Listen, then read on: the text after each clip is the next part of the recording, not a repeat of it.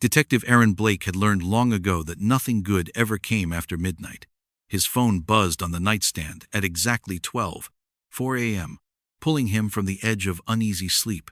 "Blake here," he muttered, his voice rough. On the other end, the night shift dispatcher's voice trembled. "Detective, we've got a situation.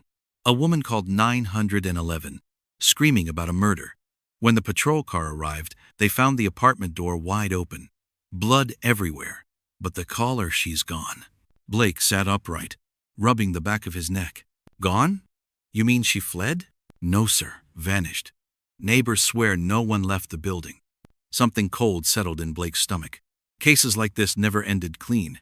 He threw on his jacket, strapped on his sidearm, and stepped into the night. When he arrived at the downtown complex, blue and red lights painted the brick walls.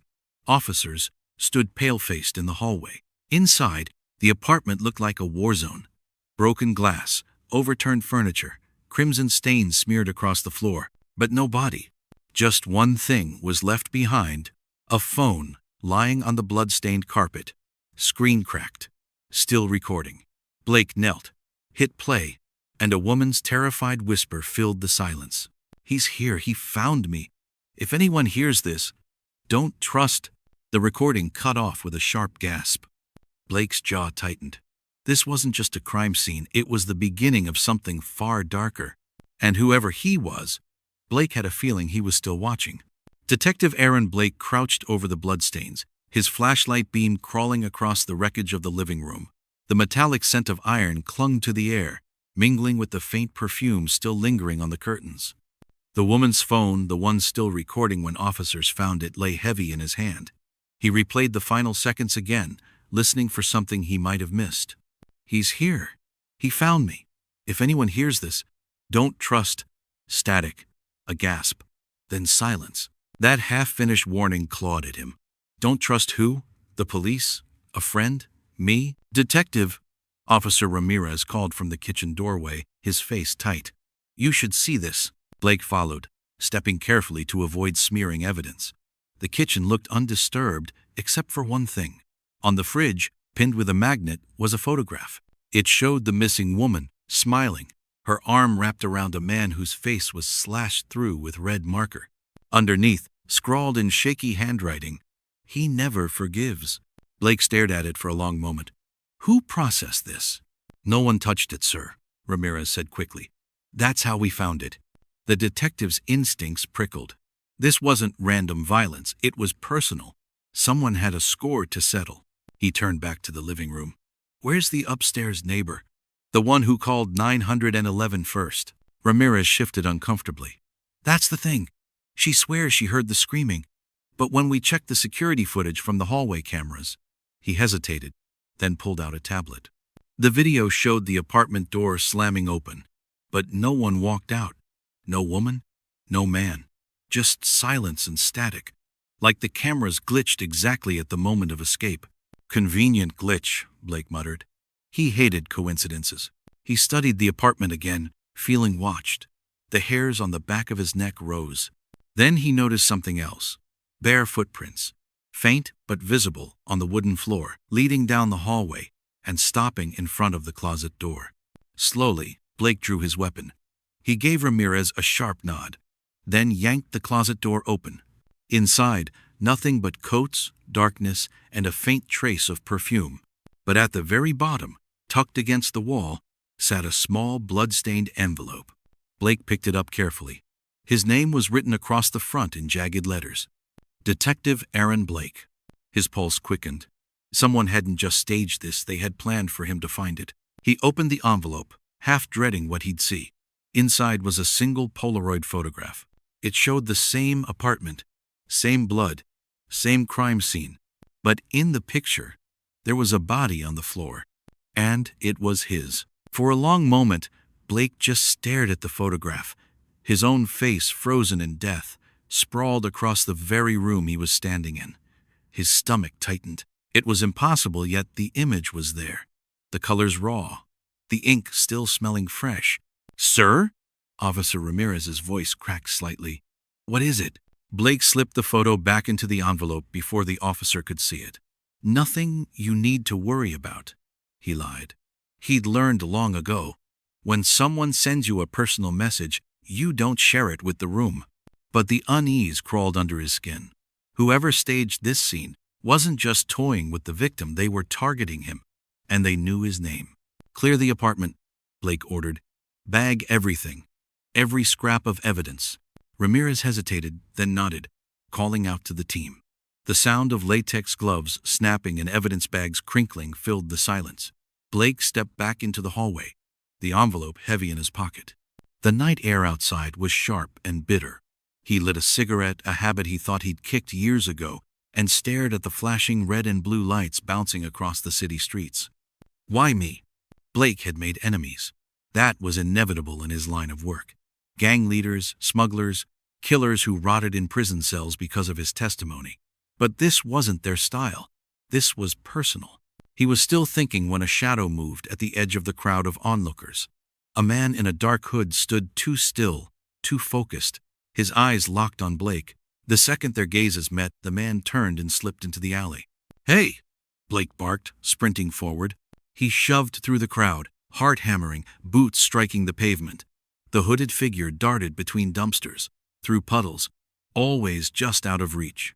Blake's breath fogged the air as adrenaline surged. Then the man vanished, gone in the dead end of the alley. But the wall was solid brick. No doors, no windows, just emptiness. Blake stopped, chest heaving, scanning every shadow. Nothing. No sign of him. Only one thing lay on the ground where the man had stood. A second Polaroid. Blake bent and picked it up. His pulse froze. This photo wasn't of him. It was of Ramirez, his young officer, face pale, eyes wide, lying dead in the same apartment they had just left.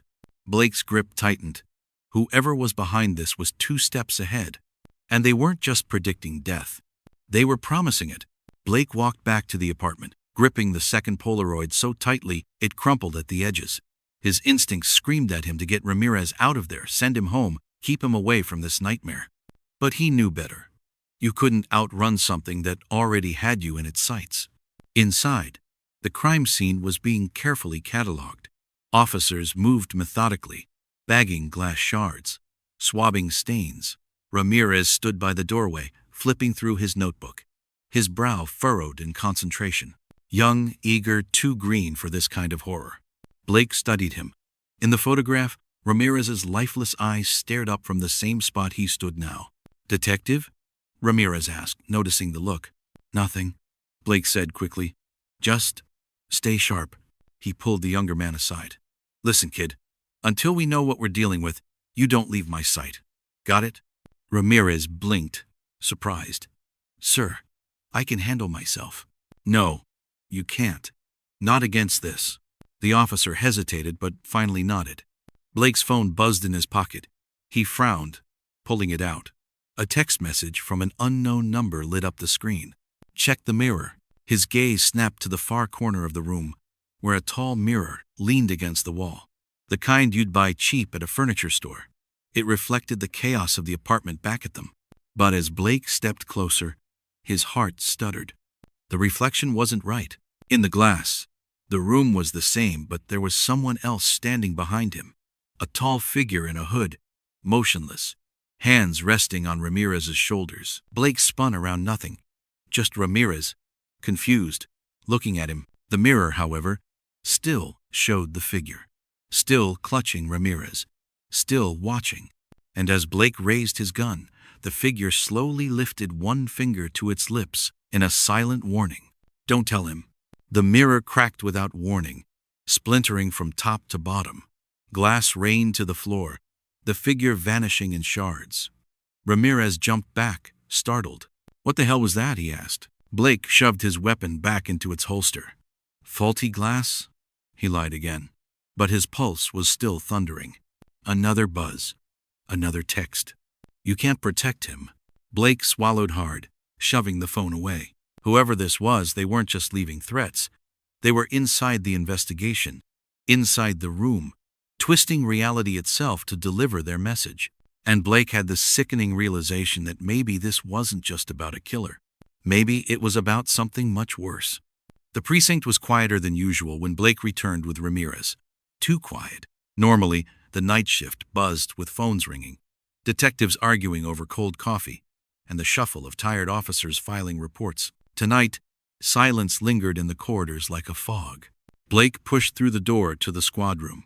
Every desk lamp was off except one, a pale glow at the far end of the room. A single file folder sat on Blake's desk, neatly placed in the center. He froze. He hadn't left anything there.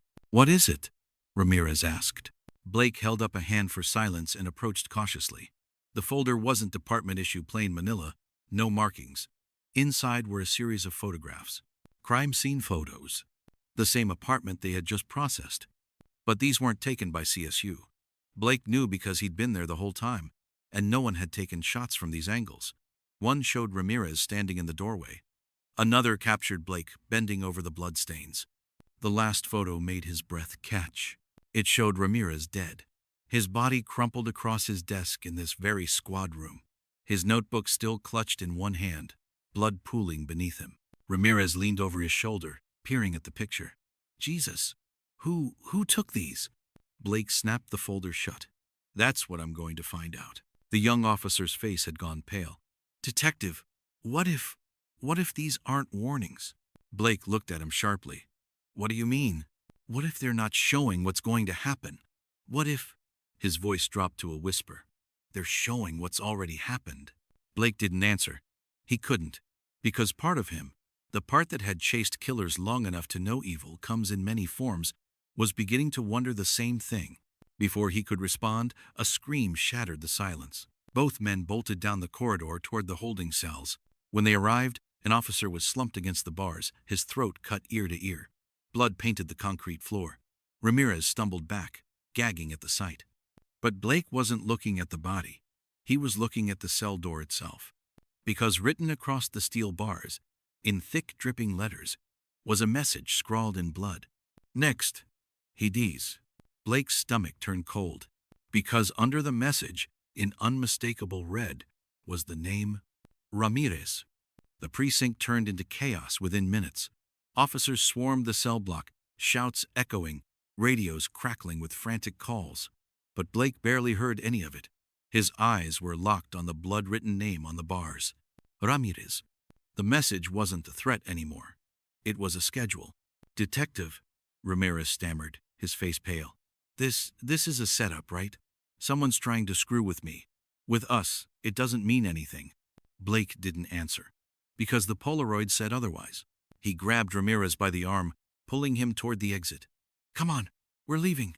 "Leaving? Where?" "Anywhere but here. They know the precinct, they're inside. And if they can get in here—" He didn't finish. The officer didn't need him to. They pushed through the night air and into Blake's car, the engine roaring to life. City streets blurred past as Blake sped aimlessly, headlights carving tunnels through the darkness. Finally, Ramirez broke the silence. "You think I'm dead already, don't you?" Blake gripped the wheel tighter. "No, not if I can stop it." "But what if you can't?" Ramirez's voice cracked. "What if the photos are right? What if this isn't about catching a killer but—" He swallowed hard. "About destiny?" Blake shot him a glare. "Don't talk like that. Whoever's behind this wants us scared, wants us to believe it's inevitable. That's how they win." Ramirez nodded, but his hands fidgeted restlessly in his lap. The detective's phone buzzed again. He hesitated before pulling it from his pocket. Another unknown number. Another message. 12 hours. Blake's chest tightened. He showed Ramirez. 12 hours until what? The younger man whispered. The car jolted as Blake slammed the brakes. He realized where they were, parked outside his old neighborhood, a place he hadn't been in years. His childhood home stood just down the block, abandoned now, windows boarded, weeds overtaking the yard. And on the front door, illuminated in the car's headlights, was a fresh smear of red paint. A giant clock. Its hands pointed exactly to midnight. Ramirez's voice trembled. "Detective, why here?" Blake didn't answer, because deep down, he knew. Whoever was orchestrating this wasn't just after Ramirez. They were digging into his past, and midnight was only the beginning. The abandoned house loomed like a skeleton, its boards creaking in the cold wind. Blake hadn't set foot here in 20 years. Yet tonight, he felt as if the walls themselves had been waiting for him. Ramirez lingered by the car, his voice shaky. "Detective, what the hell is this place?" "My home," Blake muttered. "Or what used to be." They approached cautiously, flashlights cutting across peeling paint and rotting steps. The front door, marked with the blood-red clock, opened with a groan that echoed through the hollow rooms. Inside, dust floated in their beams of light. Furniture draped in yellowed sheets stood like forgotten monuments, but the smell, that sharp metallic tang, again dragged Blake's stomach into knots. He followed it into the living room. On the wall above the fireplace, letters were smeared in blood, jagged and uneven. "You never buried him." Ramirez recoiled. "What does that mean?" Blake's throat tightened. Memories clawed their way up from the shadows. A boy's scream. A struggle. His own fists shaking. Younger. Angrier. A night he had tried to forget but never could. "Detective," Ramirez pressed, his fear mounting. "What did you do?" Blake didn't answer. Instead, he moved to the basement door, drawn like a moth to flame. The handle was cold in his palm, colder than it should have been. He pushed it open, and a breath of damp air rose from below. The stairs groaned under their weight as they descended. At the bottom, the beam of his flashlight froze on something that shouldn't have been there. A coffin, old, wooden, half-rotten, resting in the center of the basement. Ramirez's voice broke. "Jesus Christ." Blake's hands trembled as he brushed the dust from its lid. Words were carved into the wood in jagged letters. Letters he recognized. Aaron Blake, age 17. His chest constricted. He staggered back. That was his handwriting. From decades ago. From the night he swore he'd never tell a soul what happened here. Ramirez stepped closer. "Detective, what's inside?" Blake swallowed hard, then pushed the lid open. The smell hit them first. Rot, mold, decay. And inside, a body, or what was left of one. Bones wrapped in scraps of clothing. A skull grinning in the dark. Ramirez stumbled back, his face pale. You killed someone?" Blake's voice was barely a whisper. "I was 17.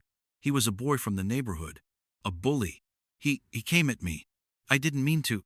He trailed off, his breath ragged. "I buried him here. I thought no one would ever know." Ramirez stared at him in horror.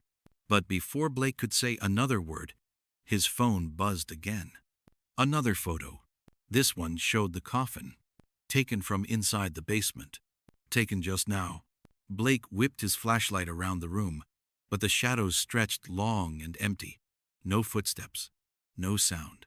Only the faint echo of a laugh that didn't belong to either of them. The laugh died slowly, swallowed by the damp basement walls, but it left a chill that clung to Blake's skin. He aimed his flashlight wildly, but the beam cut through only dust and shadows. Ramirez backed toward the stairs, his voice trembling. "Detective, we shouldn't be here. Whoever this is, they're inside your past. They know everything. And if they know this," he gestured to the coffin, "then they control you." Blake clenched his jaw. He hated that the kid was right. He hated even more that every second they lingered, Ramirez was in more danger. "We're leaving," Blake said firmly, closing the coffin lid with a sharp crack. But as they turned toward the stairs, a figure stood waiting at the top. Tall, hooded, motionless. Ramirez froze. "Oh, God." The figure raised a hand slowly and pressed something against the wall. A switch. The basement light flickered on with a buzzing hum, revealing the full horror. Every wall was covered with photographs, hundreds of them, pinned and taped in crooked lines, stretching from floor to ceiling. Every photo was of Blake. Some from his childhood, some from his academy years, some from cases only a handful of people had ever known about. And mixed in between them were Polaroids, new ones. H showed Ramirez, dead, in different ways. Ramirez collapsed against the stairs, his eyes wide with panic. "Detective, he's been watching you your whole life." Blake's grip tightened on his gun. He raised it toward the hooded figure, but in the flicker of the dying bulb he was gone, vanished, as if he'd melted into the walls themselves.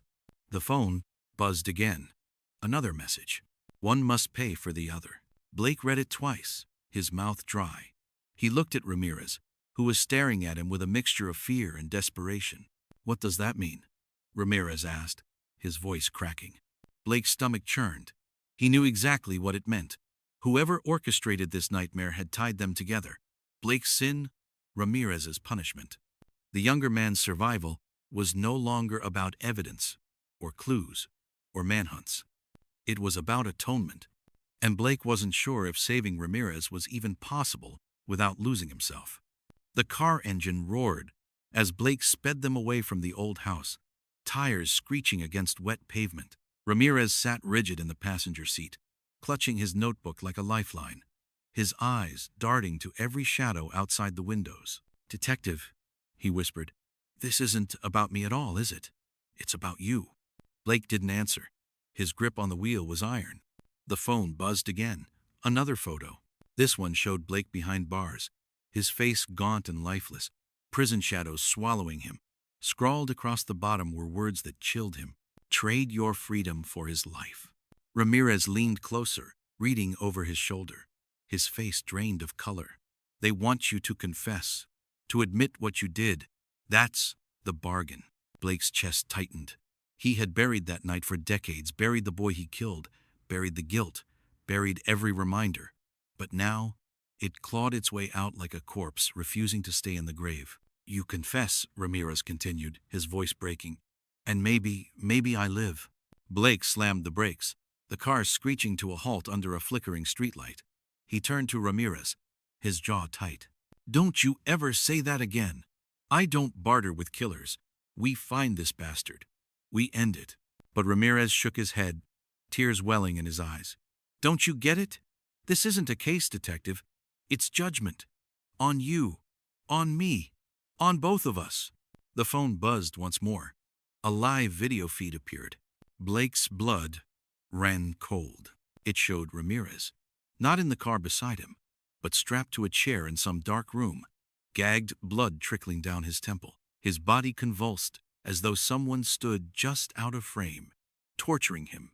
Blake's gaze snapped to the passenger seat. Ramirez was still there, staring at the screen in horror, watching his own suffering unfold in real time. "What the hell?" Ramirez whispered. "That's me."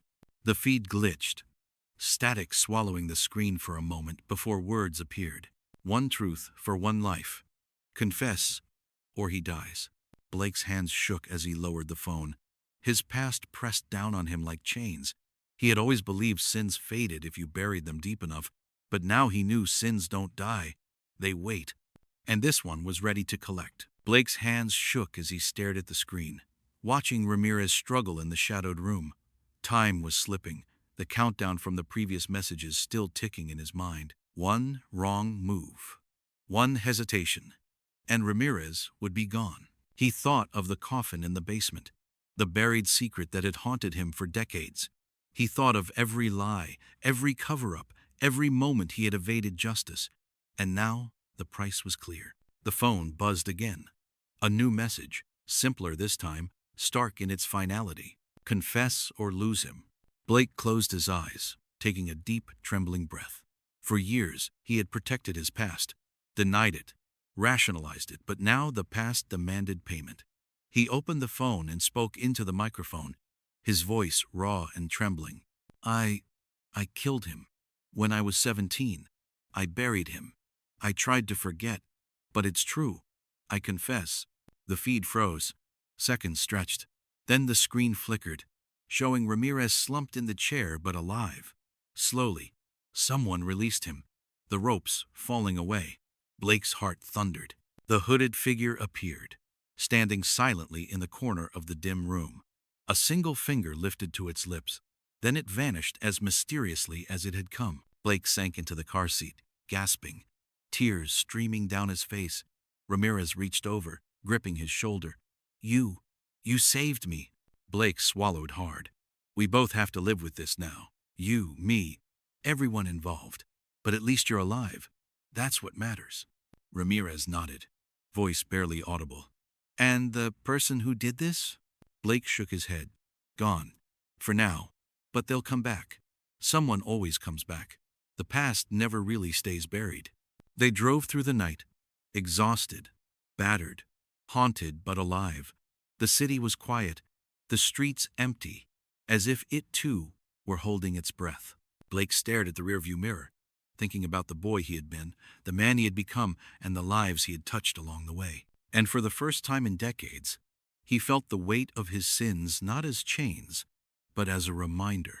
Because the truth had been spoken, and speaking the truth had saved a life.